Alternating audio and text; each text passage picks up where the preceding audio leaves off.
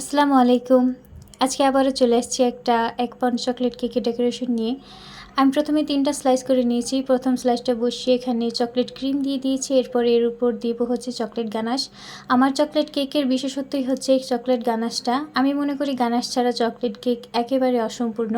তাই আমি সবগুলো কেকের মধ্যে চেষ্টা করি অনেক পরিমাণে চকলেট গানাশ ব্যবহার করতে।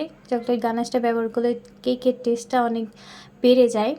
তো এই তো দেখছেন প্রত্যেকটা লেয়ারে আমি গানাশ দিচ্ছি। আর এই ক্রিমটা যে আমি বানিয়েছি চকলেট ক্রিমটা, এটা পুরোটাই চকলেট গানাশ দিয়ে বানানো।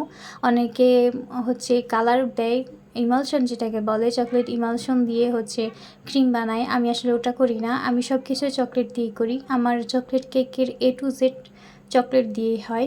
তো এই দেখুন ক্রাম কোট করে নিয়েছি। এখন এটা আধা ঘন্টা ফ্রিজে রেখে তারপর আমি ফিনিশিং দিয়ে নেব। এই তো রেফারেন্স পিকচার অনুযায়ী এটার বাইরে সাদা ক্রিম ছিল, আসলে এটা ছিল একটা কাস্টমাইজ কেক। তো আমাকে কেকের পিকচার দেওয়া হয়েছিল, সেই অনুযায়ী আমি বানাচ্ছি।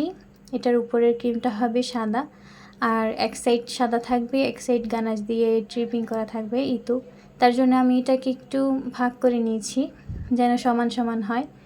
এই সাইডে হচ্ছে এরকম চকলেট গানাশ থাকবে, এটা একটু আমি সমান করে দিয়ে তারপর 1M নজল দিয়ে একটা শর্টকাট ডিজাইন করে দেব।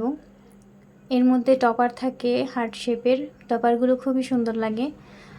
এই তো কিছু সুগার বল দিয়ে দিয়েছি। এখন আমি টপারগুলো বসিয়ে দেব।